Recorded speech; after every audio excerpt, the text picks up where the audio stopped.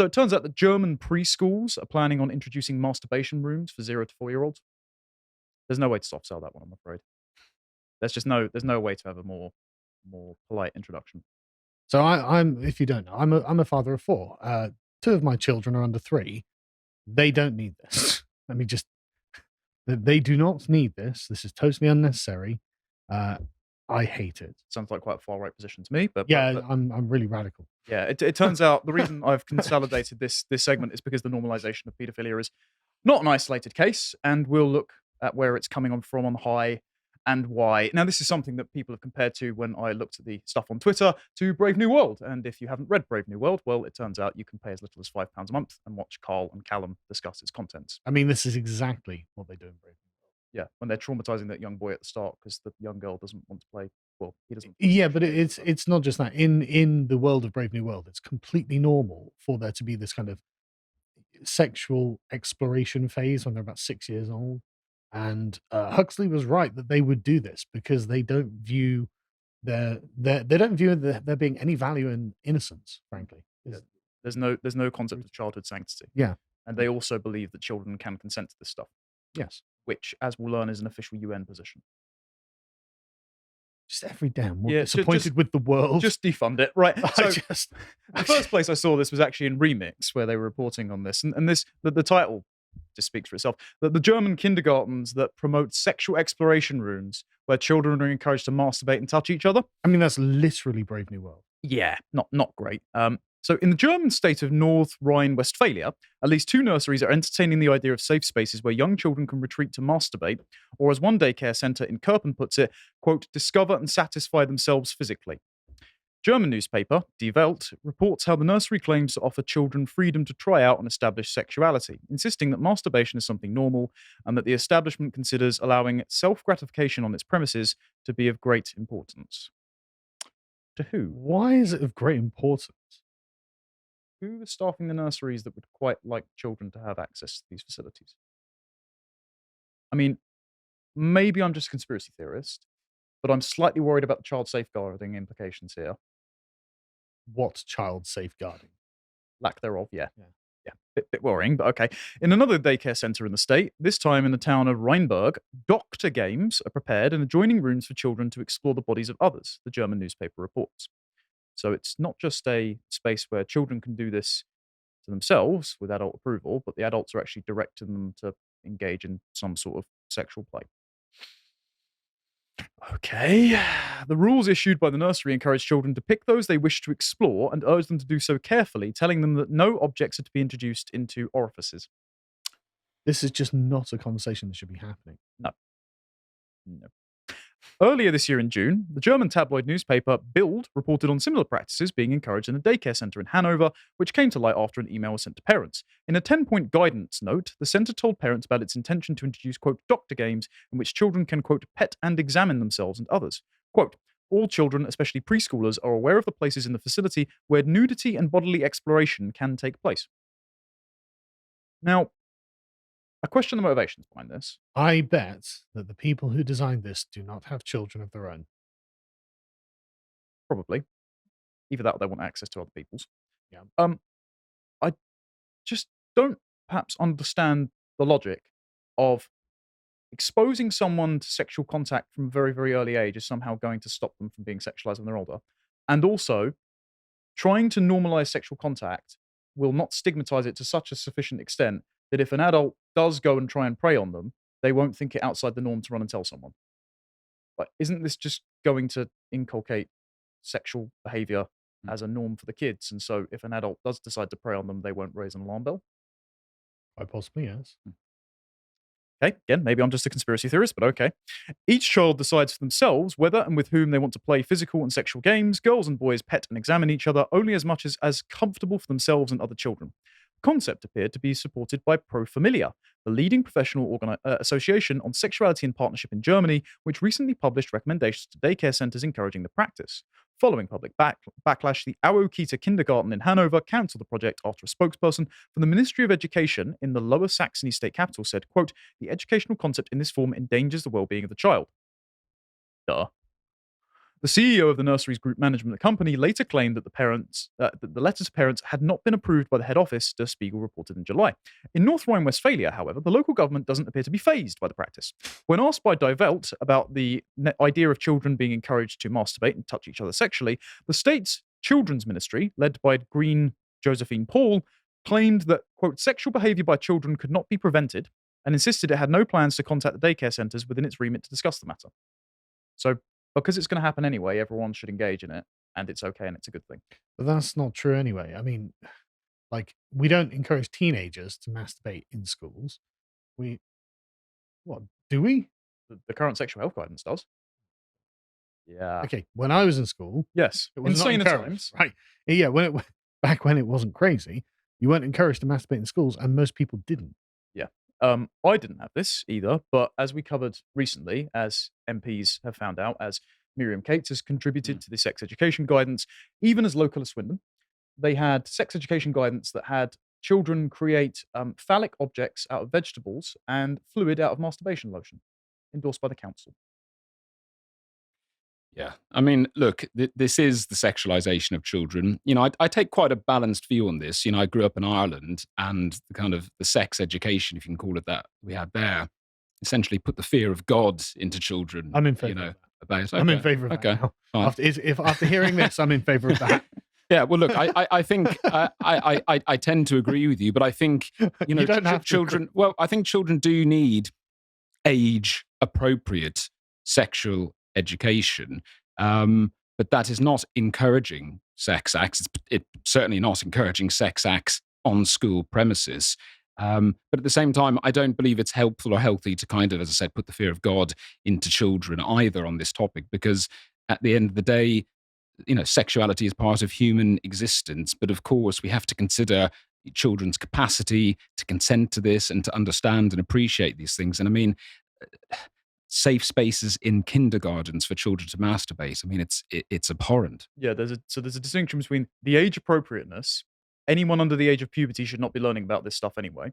Yeah. Also, there's a difference between sex and biology education, as in, if you put this and this together without protection, you get a baby. So you might want to think about not doing that until you're well situated. To kink education, where they're inviting the purveyors of sex toys, as has happened in English schools, to come in and tell children how to use them, or this.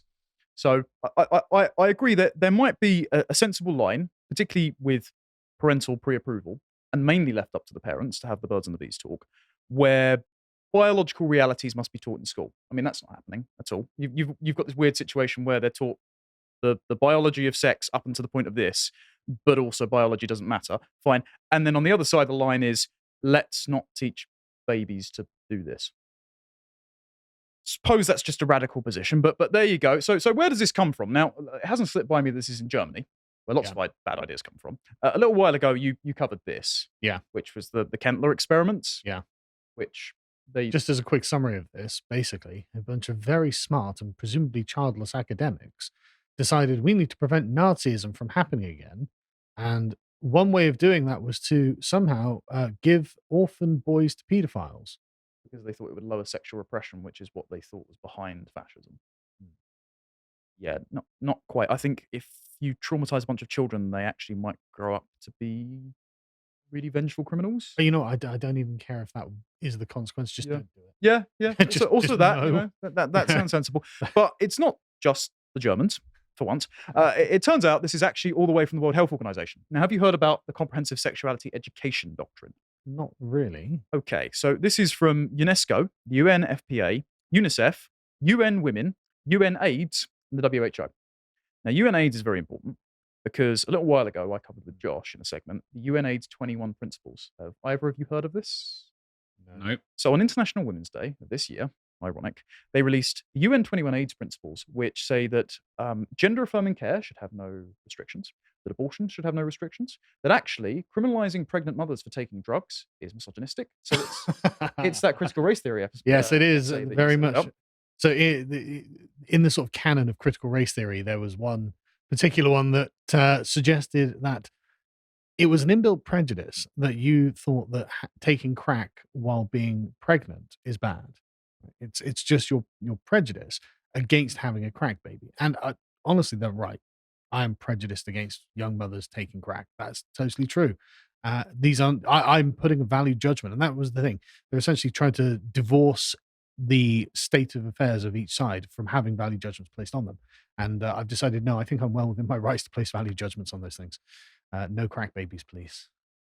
But it seems that that would be connected to the logic of abortion. So if they want to remove all restrictions on that, why Yeah. why can't you just take crack? So and the last one on that that is worthy of mentioning is they thought that some children are capable of consent. That's an actual UN position.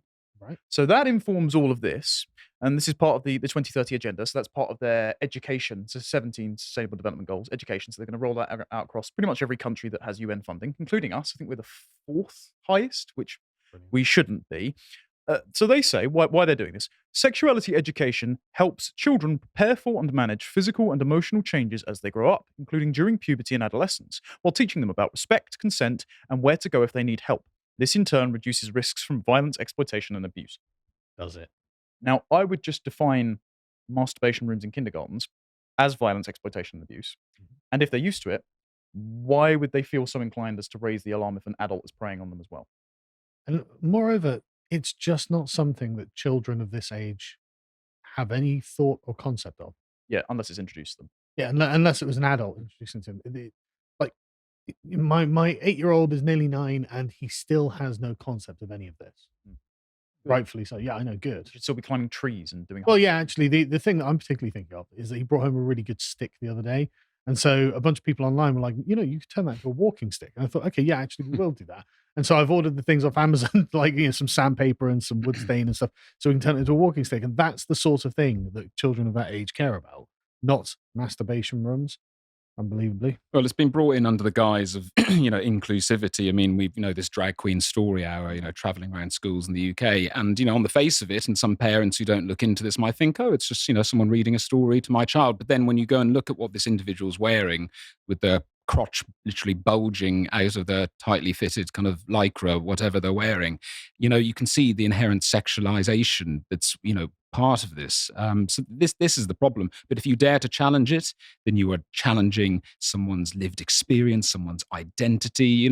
These kind of sexualized drag acts are just another letter now in the LGBT acronym, Yeah. unfortunately. Well, they themselves, the Little Miss Hot Mess, the person that helped co-found Drag Queen Story Hour, wrote that paper. I don't know if you've read it, James. Drag Pedagogy. Yes. Yes. I don't know if you've been exposed. I to this, haven't have you? seen that, but it's become very apparent that the drag queen story hour thing has become a kind of progressive ritual, as in it's like a bar mitzvah for progressives. It's you should go to them to be exposed to this particular thing in order to reaffirm yourself in what is essentially the faith. That's for mothers. For the children, the Drag Queen Story Hour practitioners see it as a kind of vanguard pipeline to transgender ideology. Oh yeah, absolutely. They say that we're going to conscript them into glitter families, adopted Yes. glitter families. They- And they- the final line of that paper is we're going to leave a trail of glitter that never comes out the carpet. That's an Brilliant. explicit threat. Just brilliant. Yep. So they clarify in this, the World Health Organization, in case you were worried that these masturbation rooms come from them, does sexuality education encourage masturbation? They say CSE does not promote masturbation. However, in our documents, Right. the WHO recognizes that children start to explore their bodies through sight and touch at a relatively early age. This is an observation, not a recommendation. But it's not sexual. That's the thing. It's not sexual. Well, we'll also see how this is an outright lie if we just go on to the next one. So this is the WHO's standards for sexuality education in Europe. So, somewhere inconsequential like Germany, that's where that is. We just scroll down to the 0 to 4 table.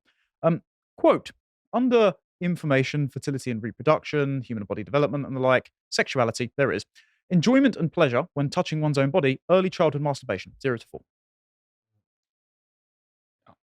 So just there in black and white from your own documents, but I suppose I'm a conspiracy theorist. Discovery of one's own body and genitals, express one's own needs, wishes, and boundaries. For example, in the context of playing doctor. I wonder where they got that phrasing from. And then there's also ages 6 to 9, where they're taught about sex in the media, including on the internet. How are you going to show them that? Give them some links, perhaps, I suppose. 6 to 9. Yes. And also enjoyment and pleasure when touching one's own body. Quote, masturbation, self-stimulation. So it's directly in there. Yeah, this is just totally wrong. So as per usual, they're just lying. Yeah. There's some more German antics as well. So this coincided recently, reported by Redux, which is actually a very good website. They do some good Very work. aggressive feminist website. Yeah, But well, they are actually all right. the Venn diagram of our opinions is slowly overlapping into Yeah. a circle. But the paedophiles have been profiled sympathetically on a national public radio show in Germany. Oh, really? Yeah, so a public They did radio. on Channel 4 the other day as well. Did you see it? We'll get to that. Oh, okay. I know. A public radio broadcaster, and I can't pronounce this. You can say German words, right? You used to live in Germany. Here we go. That doesn't mean I can say German word. Deutschland Funk. There we go. Wonderful. They released an episode titled. Quite easy, that. I've caught Callum's dyslexia.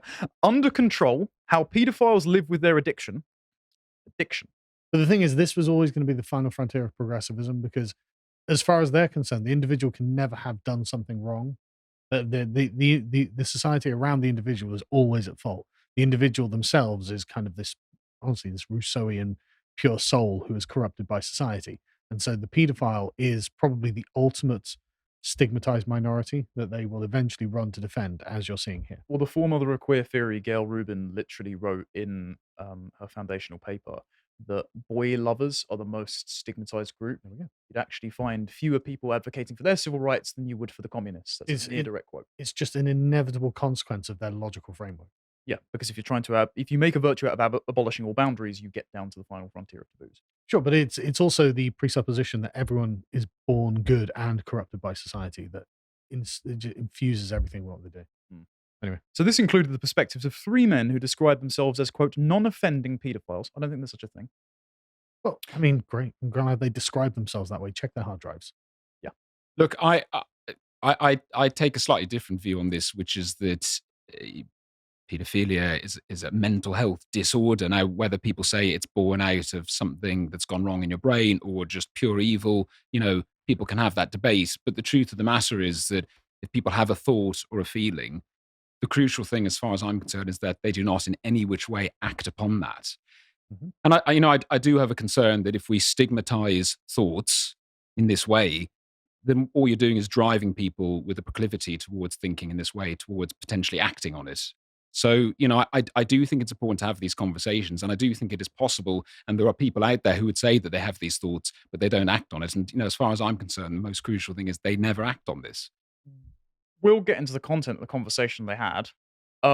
My opposition to that would be that repression is actually a very good thing. And again, not all natural urges are good, whether they're as evil as this or, frankly, 3 men sitting at a table, we can recognize someone walking past in the street that is not our significant other that's attractive. It doesn't mean we always act on that, and we often correct ourselves on that particular urge.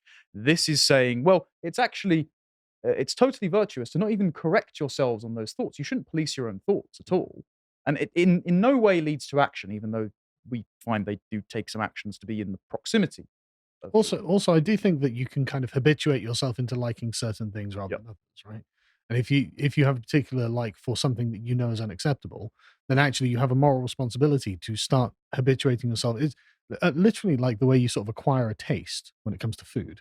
I used to date a woman who really liked going to Italian restaurants, and every time they'd bring out a bowl of olives. I hated olives, but they were free, and so I learned to enjoy the olives. And now I really like olives, and I really do think this is something you can do with almost any kind of preference. Actually, you just have to become attuned to it, and so you can attune yourself away from an awful preference like this into something else. I really do think you can do that. I don't disagree. I just I've got an image of somebody there who has a thought, an intrusive thought, whatever, and they feel that if they would even dared express that, even from a point of view of, I'm really concerned about this, I don't want to think this way, I don't want to act this way, that they would kind of be ostracized out of society. I can see them, sitting down in their kind of basement, feeling all this shame and rage at the world. And, could that be a slippery slope towards acting out? That's my concern here. Could be. Are you thinking from the sort of therapist context? Therapeutically, yeah. They wouldn't come forward and even confide in a therapist in a secure setting if there is a level of moral stigma around it. Correct. Although the flip side as well is that, people who tend to have a thought, an immoral thought and actually feel that sense of immorality are the ones who are not going to act on this. It's actually the people who don't think there's anything wrong with what they're doing that's the problem. So, there is a kind of flip side to this. But yeah, therapeutically speaking, I think it's better that people are able to at least express whatever horrific thoughts might be going on inside their head, because it's very different between that and actually acting something out in reality. So the concern is here with the content of this conversation. Sorry, just a quick thing. The problem I have is that the thought always precedes the action, right? And so there's not a hard distinction between the thoughts you have and the actions you take. And I think it should be understood as a continuum, really. So the problem is, if you start indulging that person's thoughts and fantasies, and even if it's in a therapeutic setting, you're still making that more prominent. It's like drawing a pencil line on a piece of paper. The more you go back and forth over that line, the darker and darker it gets. And I think that that's the sort of thing that also happens with the habits, with the things that we believe and the things that we feel. No, I see what you're saying, but I think the crucial thing is, in terms of psychoeducation, it's that your thoughts are not reality. For example, forms of obsessive compulsive disorder, people can have intrusive thoughts that they're going to murder their children. This kind of pops into the head. Trust it doesn't mean they're going to do it. You definitely get those thoughts, especially when they're screaming and ruining the house.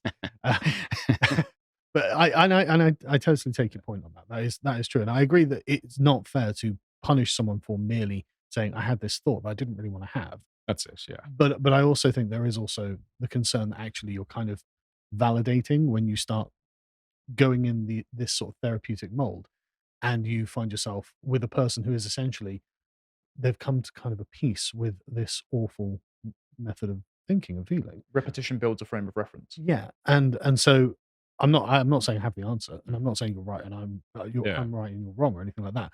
There's just a flip side that I think the sort of more rationalistic approach of psychologizing this doesn't accept as a part of sort of the unthinking way that human nature works, And so, like I said, I'm not having a go or anything, but look, it is complex in that way. Yeah. I see where you're coming from completely. Unfortunately, the more affirming culture of this episode leads it to darker places. So during the episode, listeners were introduced to a paedophile named Max, obviously a pseudonym, who argues that heterosexual men do not attack every woman they find sexually attractive. Max claims that paedophilia is simply a sexual preference that deviates from the norm. Max also claims to work with an association of men with child abuse fantasies seeking to promote self-help among paedophiles called Destiny and Challenge. Now, Destiny and Challenge were invited to speak at the University of Heidelberg for a paedophilia theme day by two student associations. I was worried about. Yeah. They also produced a short film called Children's Friends, and it debuted at a film festival on the 24th of August. Right. Yeah. No. Yep. Again, hard drives, please check. Another paedophile featured on the radio program using the name Franz stated that he views violent child sexual abuse pornography and had fantasies involving cannibalism. Why is this public broadcaster protecting the identity of this man? Why isn't this person in some sort of mental institution? Or buried beneath it? The reporter interviewing the speakers, Philip Savigno, then introduces a mother named Anna, who allows a self-described paedophile named Pascal to babysit her children, and compares her tolerance towards his predatory desires as being linked to her personal experiences with sexism. During the episode, Pascal admits to becoming sexually aroused when seeing Anna's children walking through the apartment in the nude. I mean, so you're seeing a ratchet effect here of them just admitting to doing actual child abuse, and the state broadcaster does nothing and actually protects their identities. Imagine if you had a lion in front of you that said, "Look, I fantasize about eating meat all the time, but I'm not going to eat meat. I'm not."